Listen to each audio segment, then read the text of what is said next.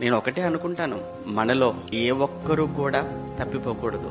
మనలో అందరూ, ఇక్కడ కూర్చున్న మీరందరూ పరలోకానికి వచ్చేవారుగా, పరలోకానికి వెళ్ళేవారుగానే ఉండాలి తప్ప ఏ ఒక్కరూ కూడా జారిపోయేవారుగా ఉంటే ఆ విషయంలో నాకు బాధ. ఎందుకనంటే నేను నిలబడ్డాను, నేను వాక్యం చెప్పాను, నేను నడిపించాను, అయ్యో వీళ్ళు కూడా ఇక్కడికి ఇలా వెళ్ళిపోతున్నారా అనేటువంటి బాధ నాకు ఉంటుంది.